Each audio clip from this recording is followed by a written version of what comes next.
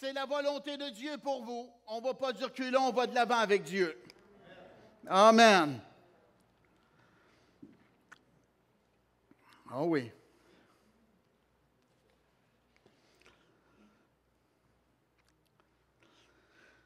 Il y a un dénommé Jacob qui s'est retrouvé en difficulté. Et la difficulté était qu'il avait, avec sa mère, fait semblant qu'il était Ésaü, son frère, afin d'avoir la bénédiction paternelle dans sa vie. Le cœur de la maman est accroche et le sien aussi est accroche. Et ils ont approché le papa, et le papa trouva ça curieux, mais il a donné la bénédiction. Et son frère Ésaü était tellement fâché. Oh, qui était fâché!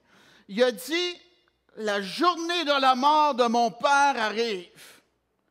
Et lorsque mon père sera mort, je vais tuer mon frère. Wow! Ouais. Et son frère, bien, avait peur d'Ésaü. Eh oui. Et la parole de Dieu nous enseigne qu'il est parti selon le conseil de sa mère. Il s'est sauvé.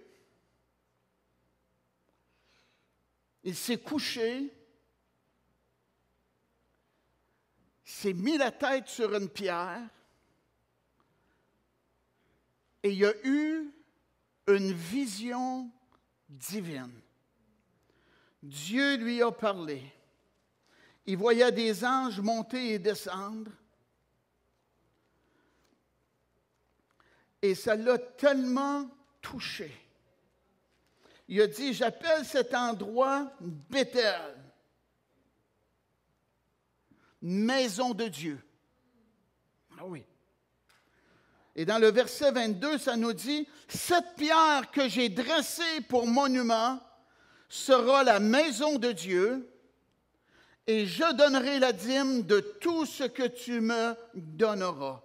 Volontairement, il était reconnaissant vers Dieu et il voulait donner 10% à Dieu.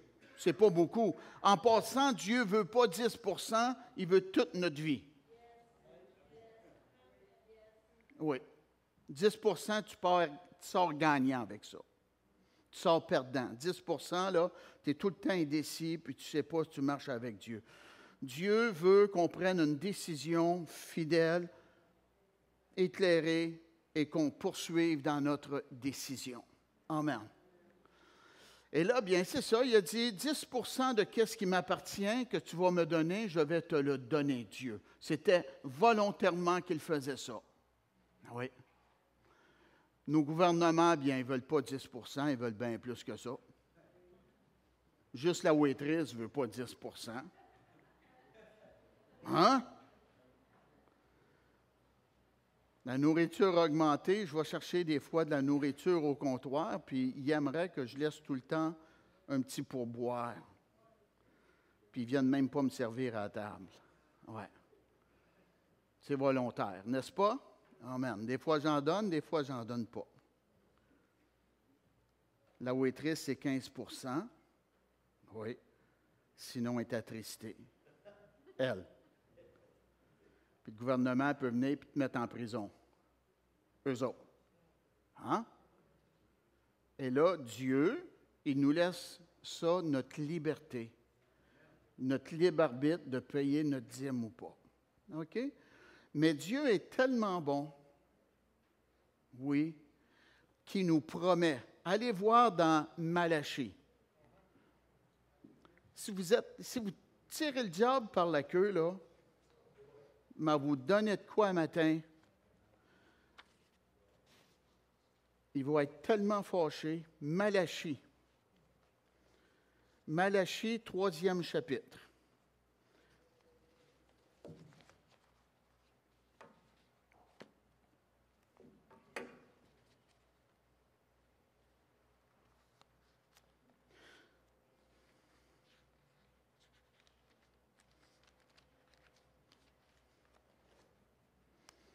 Ça fait des années de temps que j'étudie la Bible et j'ai encore de la misère à trouver des endroits.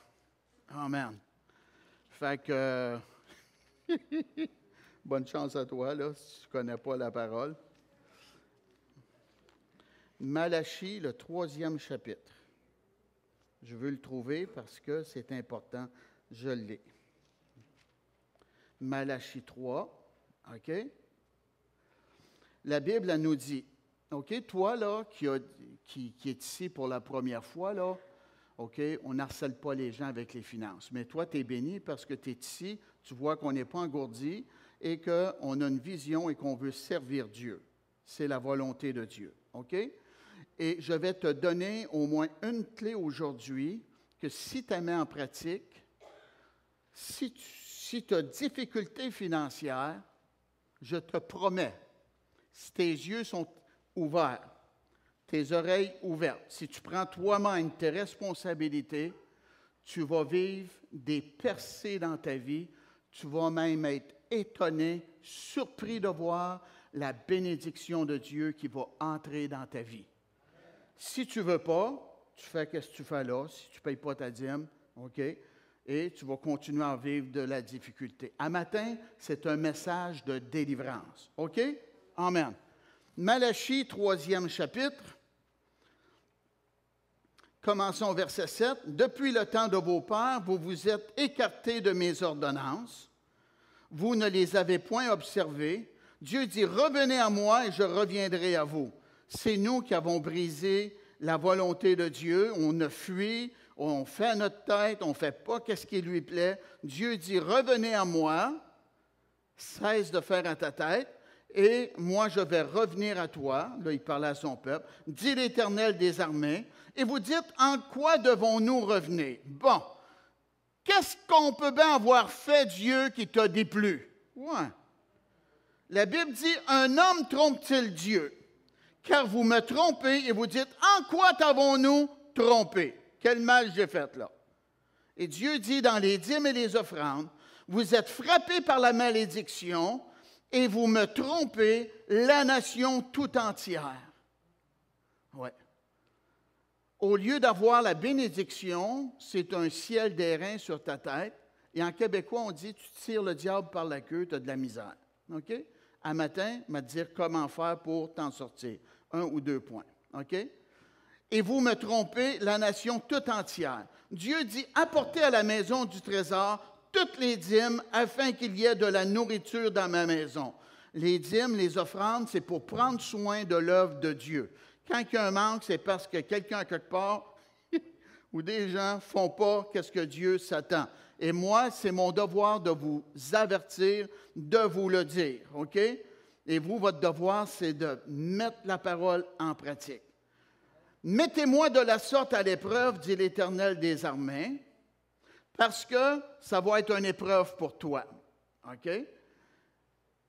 Dieu dit, mets-moi de la sorte à l'épreuve, et vous verrez si je n'ouvre pas pour vous les écluses des cieux, si je ne répands pas sur vous la bénédiction en abondance. Amen. Dieu dit, pour vous, je menacerai celui qui dévore, et il ne vous détruira pas les fruits de la terre, et la vigne ne sera pas stérile dans vos campagnes, dit l'Éternel des armées. Toutes les nations vous diront heureux, car vous serez un pays de délices, dit l'Éternel des armées. Amen. Je suis heureux de vous dire, vous qui m'écoutez à la télévision, que ce message est non un message social continental qui dit, ah, il est au Canada, lui, d'un pays riche, et moi, je suis dans la pauvreté. S'il serait dans mes souliers, il penserait différemment. La Bible elle nous dit, ce sont les violents qui s'emparent du royaume des cieux. Et il y a des très grands ministères dans des pays pauvres qui sont prospères parce qu'ils ont mis la parole de Dieu en pratique. Amen. Et Dieu est fidèle en Chine, en Afrique, Haïti, au Canada, aux États-Unis, c'est le même Dieu qui est fidèle. Et Dieu dit, mettez-moi de la sorte à l'épreuve. Moi, je vous dis, souvent, on administre mal, on ne met pas Dieu dans nos finances, puis on lui donne nos restants. OK? Mais quand on paye notre dîme, on donne le premier 10 % sur le brut. Et ceci, Dieu va voir que c'est une épreuve à notre foi.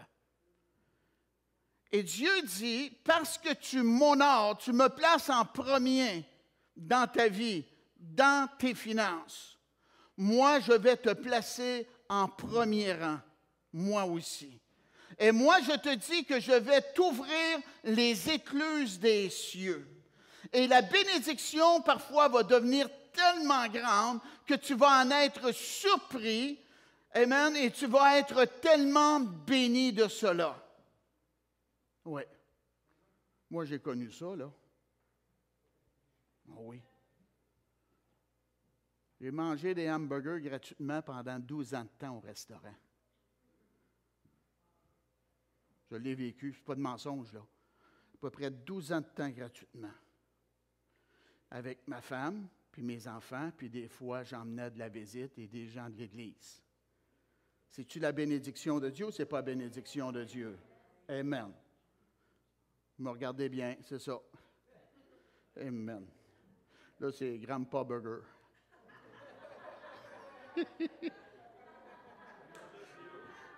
6 fois.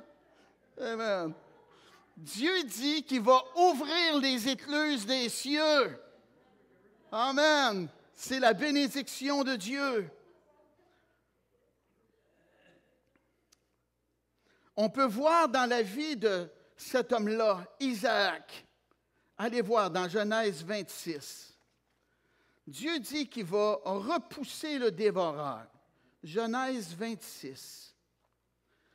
La parole de Dieu nous enseigne qu'il y eut une famine dans le pays, outre la première famine qui eut lieu le temps d'Abraham, et Isaac alla vers Abimelech, roi des Philistins à Guérar.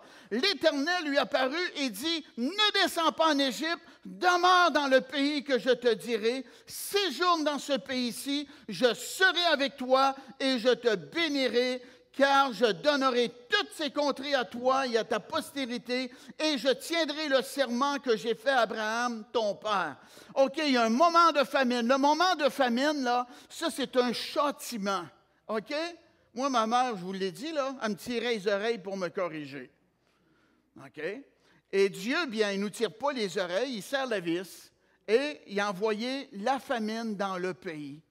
Et quand on vit de la famine, de l'adversité, souvent, ça va nous faire tourner nos regards vers lui et on va l'invoquer, amen, et ça va toucher notre cœur et on va être ouvert pour recevoir la grâce et l'amour de Dieu. C'est pour ça que des fois, les gens vivent de l'adversité dans leur vie, une mortalité, une maladie, ceci, cela, un revers, une faillite, OK, et les gens sont à terre. Et là, leurs oreilles sont débouchées pour entendre parler de Jésus. Parce qu'avant ça, ça allait trop bien. Et Dieu ne pense pas juste pour nos prochains 24 heures, il pense à nous pour l'éternité. Donc, il est concerné pour notre vie et il va serrer la vis pour qu'on se tourne vers lui. Oui. Et là, bien, dans le moment de famine, Isaac, dans son cerveau, dans sa tête, il a dit, « Hey, je ne suis pas à bonne place, moi, là. Hey, je ne suis pas appelé à mourir de faim. Je vais m'en aller déménager d'une autre place où il n'y a pas de famine. » Et Dieu lui est apparu et dit, « Wow, non, non, non, non, oh non, va-t'en pas, reste ici, parce que je t'ai appelé à être ici, et d'ici, ta famille va être bénie. » Amen. Dieu est en contrôle, il est au-dessus de tout, là. N'oubliez pas ça. Et la Bible elle nous dit qu'Isaac a été obéissant à Dieu. Et une des clés pour avoir la bénédiction de Dieu, c'est notre obéissance. Même chose avec la police. Ah oui. Même chose avec vos parents, même chose avec votre patron. l'obéissance déclenche la bénédiction de Dieu dans notre vie. Et dans le temps de famine, la Bible elle nous dit qu'Isaac sema dans ce pays et il recueillit cette année-là le centuple, car l'Éternel le bénit. Amen. Qu'est-ce qui est arrivé? Il a été obéissant à Dieu et Dieu a vu cela. Et Isaac, dans un temps de famine, qu'est-ce qui est illogique de faire? Tu manges ta semence. Ça, c'est imbécile de faire ça parce que tu n'auras pas rien à récolter. Non, ce n'est pas ce qu'il a fait. Il a cru Dieu par la foi. Il a dit, Dieu m'a dit d'être ici. Et en passant, la meilleure place pour toi à être, c'est être dans la volonté de Dieu pour ta vie, toi. Fie-toi pas à tes amis, fie-toi pas à tout le monde. Marche-toi avec Dieu. Qu'est-ce que Dieu t'a révélé, Dieu t'a démontré, sois à la place que Dieu te veut. C'est la meilleure place que tu peux être pour ta vie, car c'est là que la bénédiction de Dieu pour ta vie va être. Oh oui. Amen. Oui, oh oui. Fait que, il a fait cela, il a semé, puis il a récolté au centuple. Et la Bible nous dit, cet homme devint riche et il alla s'enrichissant de plus en plus jusqu'à ce qu'il devint fort riche. Dieu dit, si tu payes tes dîmes, moi je vais ouvrir le ciel dans ta vie et je vais repousser le dévoreur. Il était dans un endroit où ce que le dévoreur agissait à cause de la famine, mais à cause de son obéissance, alléluia, Dieu a repoussé le dévoreur et dans un an, il a récolté au centuple. Et c'était pas suffisant. La Bible nous dit qu'il est devenu riche et fort riche. Y en a-t-il qui sont contre ça? Hein? Il me semble que tu prends le téléphone puis tu invites du monde, viens au restaurant. Là, il n'y a pas d'argent, c'est rien, de misère, moi, je n'ai rien. Ah, viens. J'ai des amis à Melbourne. Amène-les. Amen. On va tout payer pour vous autres. C'est-tu agréable de faire ça? Amen. Il est devenu fort riche. Amen. Moi, mais être encore plus béni que je suis là. Alléluia! Ton ancienne prospérité va sembler petite à te comparer à ce qui est à venir. Alléluia! Amen. Moi, oh, merci Dieu. Vous êtes bons pour rester assis, vous autres. Moi, je vous dis, à devenir plus béni que je suis là déjà. Parce que mon passé est passé, alléluia, et mon futur est glorieux avec mon Dieu. Et le peuple de Dieu dit Amen. Alléluia. Limitez pas Dieu. Hey, quelqu'un peut vous donner un héritage? Hein? C'est une bénédiction, ça? Eh oui. Et là, il était tellement béni, Martin, que le roi est allé le voir, puis il a dit, va-t'en! Tu nous déranges! T'es trop béni pour moi! Amen! Gloire à Dieu. La richesse dérange bien du monde. Aussi longtemps que tu es à leur niveau, tu es un bon gars. Mais quand tu surpasses, qu'est-ce qu'il prend, lui? Hein? Garde-le donc. Il ne se rappelle pas d'où il... Inquiète-toi pas. Il a été tellement béni parce qu'il a été obéissant à Dieu. Amen. Un autre point, c'est de défier notre foi. Vous pourrez lire là, encore le chapitre 26, là. Je n'ai pas le temps, là, mais c'est tellement bénissant. Là. Un autre point, c'est de défier notre foi pour avoir la bénédiction de Dieu. Et nous pouvons voir cela dans 1er Roi, 17e chapitre. Oui. Dieu y a envoyé son serviteur dans un temps de famine. Il semble qu'il y avait souvent des temps de famine. Souvent, le monde veut le faire à leur tête. Hein? Vous savez, on peut être en famine à l'intérieur de nous, être sec, pas de joie, attristé, faible.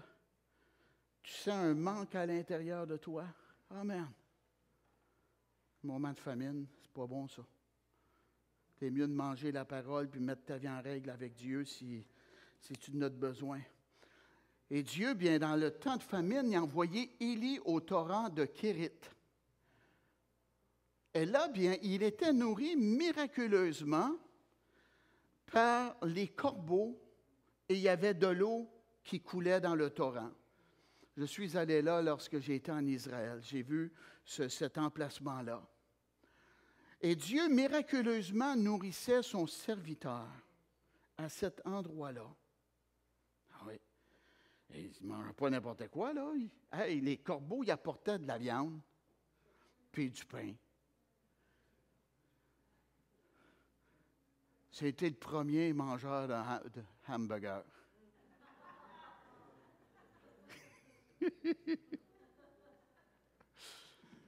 Mais une bonne fois,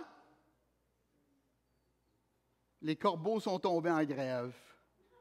Ils ont arrêté d'apporter à manger. Eh oui, plus de pain, plus de viande. Et Dieu l'avait envoyé là? Ben oui. Et là, le torrent sèche. Un temps de famine. Le soleil brille, peu d'eau dans le torrent. Ah ben. Pourtant, Dieu, tu m'as envoyé ici. Ben oui. Mais là, c'est un moment de changement.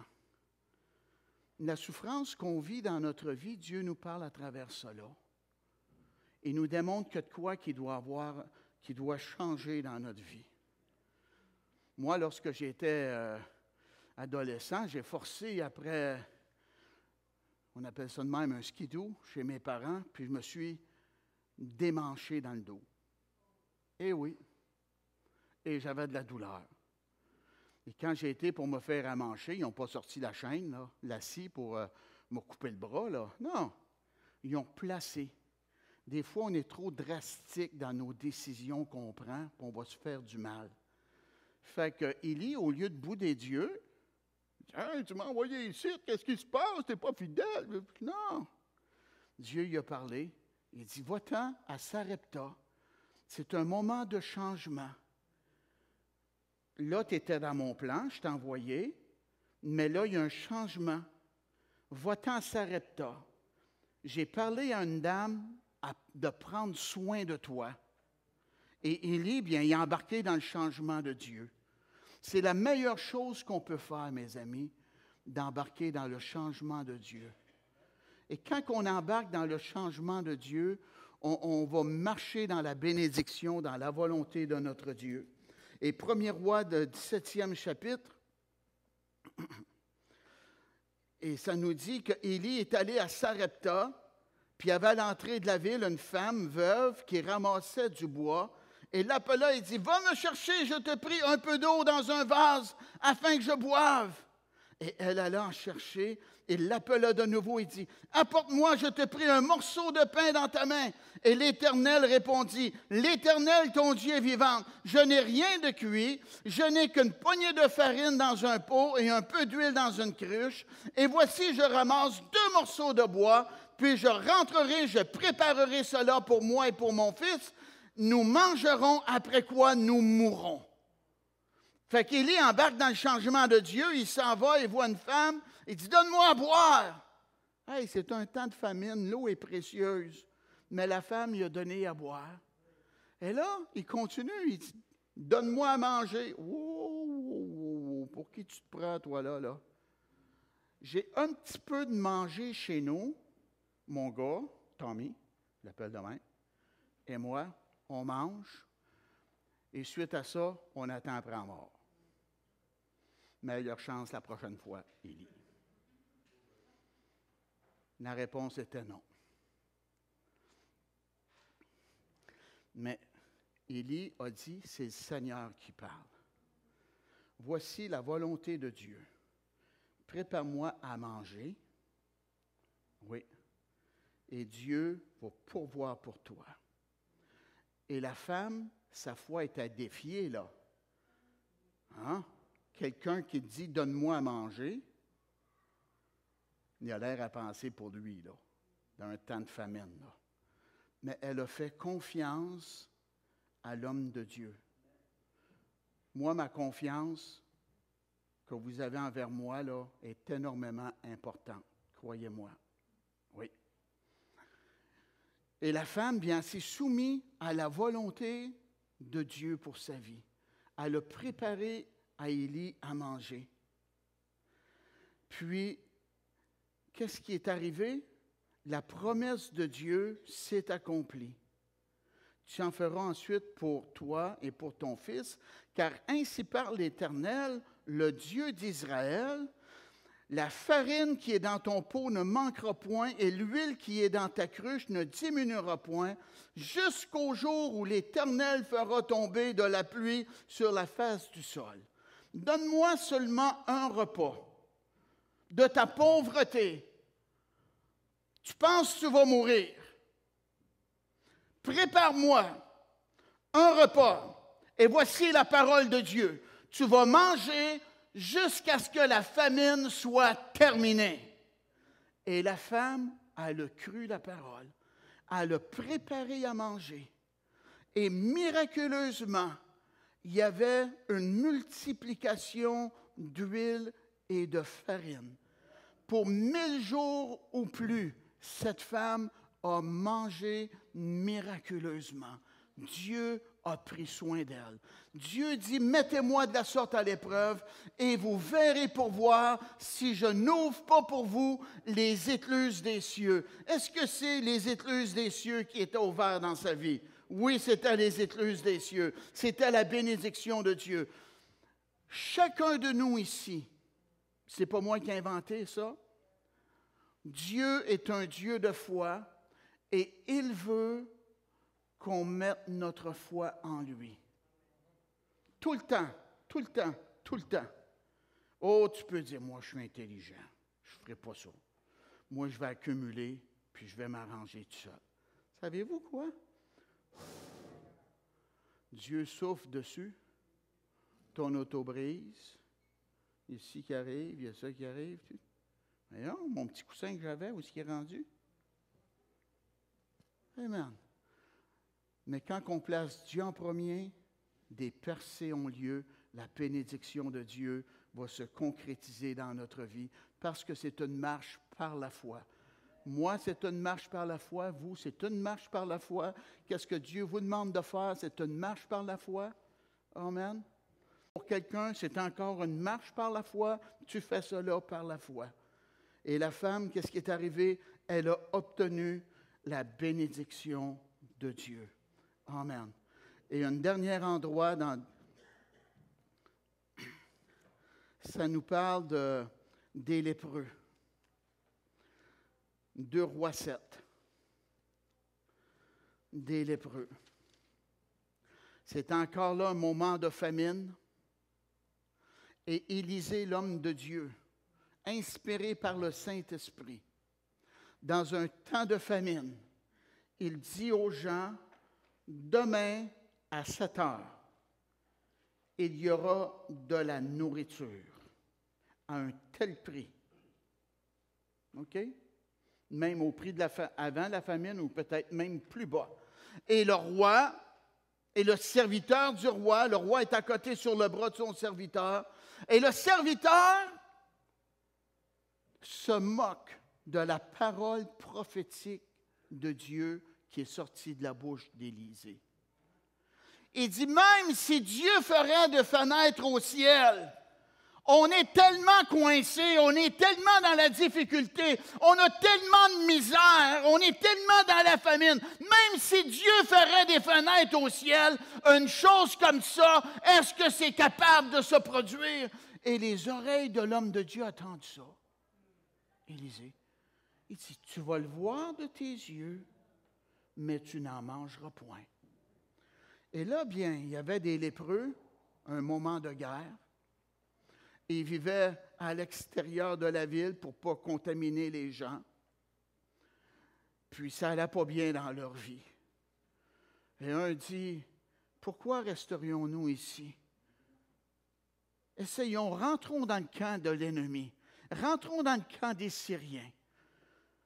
S'ils nous tuent, ben on va mourir ici. Puis s'ils nous laissent vivre, on va vivre. Et là, bien, oui, l'idée est bonne, c'est vrai. On va risquer, on n'a rien à perdre, on va mourir assis ici. Et là, ils ont commencé à marcher. Et lorsqu'ils marchaient, Dieu marchait avec eux. Il a fait entendre dans le camp des Syriens, dans le camp de l'ennemi, que c'était une grosse armée ou des armées qui s'en venaient contre eux. Et eux attendaient cela. Et c'était des lépreux contaminés de la lèpre qui marchaient. Et dans le camp de l'ennemi, ils attendaient le bruit de milliers de personnes. Oh! Et les Syriens ont eu peur. Ils se sont levés puis ils sont partis. Et oui. Et là, qu'est-ce qui est arrivé? Ils ont découvert la bénédiction de Dieu. Il y avait de l'eau, il y avait de la nourriture, il y avait des vêtements, il y avait de l'or. Oh, qui était béni! Ils ont dit, on ne fait pas bien de garder cette bénédiction-là pour nous. Aujourd'hui, c'est une journée de bonnes nouvelles. Aujourd'hui, pour vous, c'est une journée de bonnes nouvelles. Aussi loin que vous attendez ma voix, aujourd'hui, c'est une journée de bonnes nouvelles pour vous.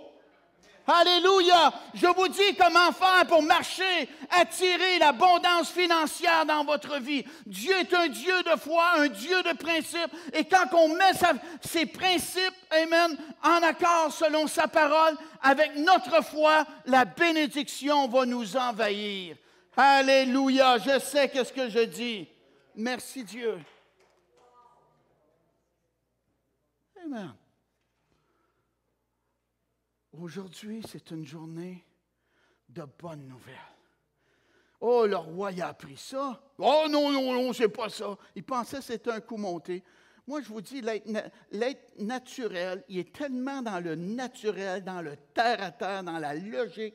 Il n'est même pas dans le royaume de Dieu, disons, dans sa pensée. Mais nous, la Bible, elle nous dit, nous qui croyons, on a la pensée de Christ. On n'opère plus selon les lois, les principes de ce monde. On opère selon les principes de Dieu. Oui, on doit aller travailler. La Bible dit, si on ne travaille pas, on ne doit pas manger. OK? C'est un principe de Dieu. Adam était dans le jardin, puis il travaillait. Il devait prendre soin de la création de Dieu. OK? Mais ces gens-là, ils ont défié leur foi. Ils ont été obéissants, ils ont cru à la promesse de Dieu et la bénédiction de Dieu est rentrée dans la vie de ces 4 lépreux-là. Amen. Demain à 7 heures, il y aura de la nourriture. Et là, qu'est-ce qui est arrivé? Le monsieur qui a dit, même si Dieu ferait des fenêtres au ciel, pareille chose arriverait-elle? La grande nouvelle était, nous avons à manger. On a de la nourriture. Dieu a ouvert le ciel. On est capable de manger. La famine, elle ne nous limite plus maintenant. Oh, et la foule était tellement contente. Et l'homme était là, lui, à côté de sa clôture. Et il est mort, piétiné par la foule. Pourquoi? À cause de son incrédulité. Il y en a des fois qui me demandent c'est quoi le péché le plus grave.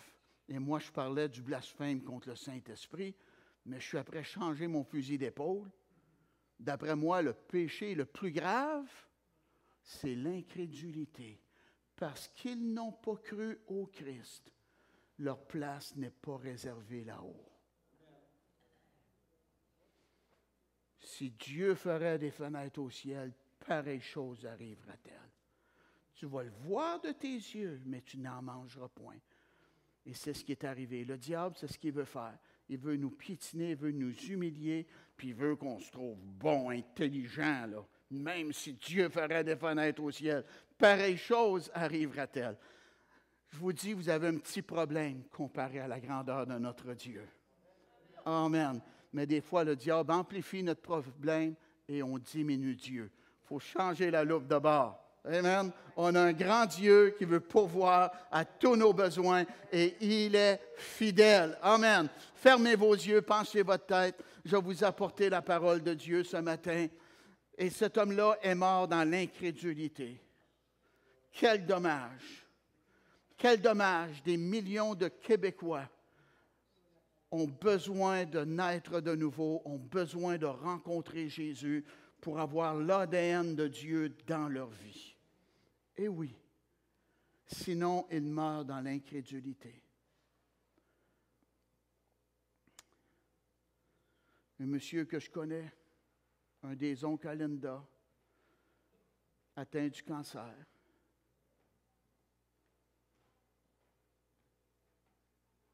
Il ne voulait pas se battre contre cela. Il est allé à l'hôpital, puis il dit, y a-t-il possibilité que je mette fin à ma vie? Il se fait dire, jeudi prochain, il y a possibilité.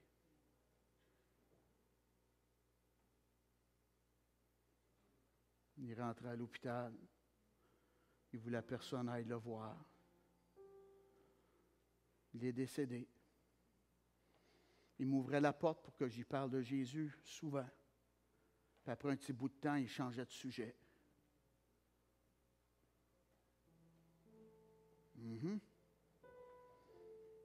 Manquait pas ça. Il a été mis en terre. Et Linda appelle sa cousine, elle dit, on pourrait-tu aller au cimetière pour la mise en terre? Elle dit, il ne voulait pas ça.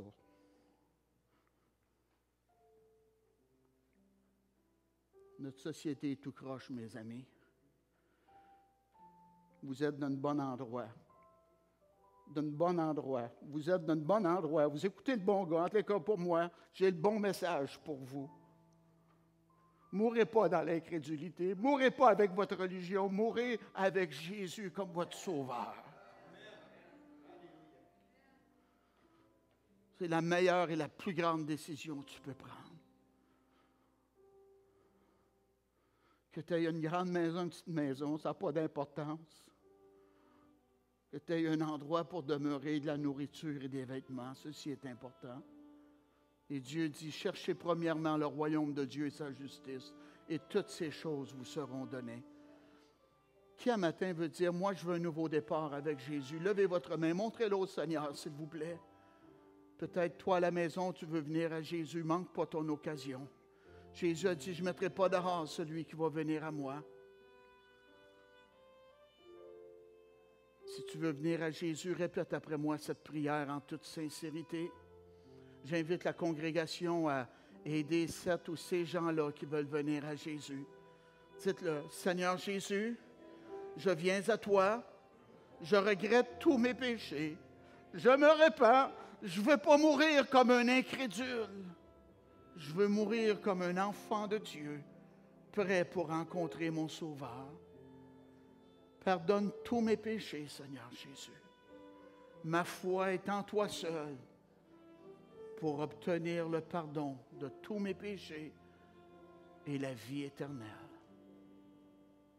Merci Jésus pour ta grâce. Libère-moi de toute dépendance, Seigneur Jésus. Et vous pouvez le dire au nom de Jésus.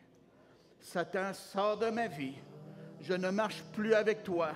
Je marche avec Jésus, mon roi, maintenant. Amen. Si tu as fait cette prière, contacte-nous, envoie-nous un courriel, laisse-nous le savoir. Quelle joie ça serait pour moi de savoir que tu as ouvert ton cœur à Jésus. Tu as fait la paix avec Dieu, ton Créateur. Bienvenue dans la grande famille de Dieu. Levez-vous, s'il vous plaît. Alléluia. Tu es merveilleux, ô Dieu. Au nom de Jésus, Dieu.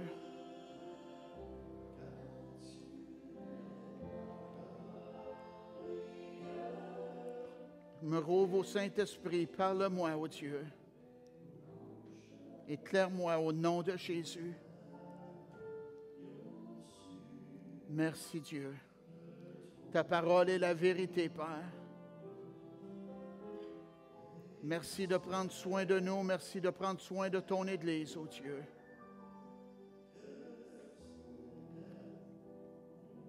Au nom de Jésus. Vous qui avez une difficulté avec vos deux épaules, au nom de Jésus, relâchez votre foi dans le Seigneur et recevez votre guérison au nom de Jésus. Merci Dieu, au nom de Jésus. Genoux faibles également, au nom de Jésus. Soyez guéris. Coude droit, mauvaise circulation dans votre main droite également. Au nom de Jésus, recevez votre guérison. Merci Seigneur. Et quelqu'un a partiellement une surdité dans les deux oreilles. Au nom de Jésus, esprit de surdité, je brise ton pouvoir. Quitte maintenant au nom de Jésus. Merci Seigneur. Tu es merveilleux, Jésus. Il y a une autre personne qui a une situation à sa gorge. Au nom de Jésus, qu'est-ce qui cause cette situation dans votre gorge? Soyez guéris de cela. Merci Seigneur. Gloire à Dieu. Tu es merveilleux, Dieu. Merci d'être venu.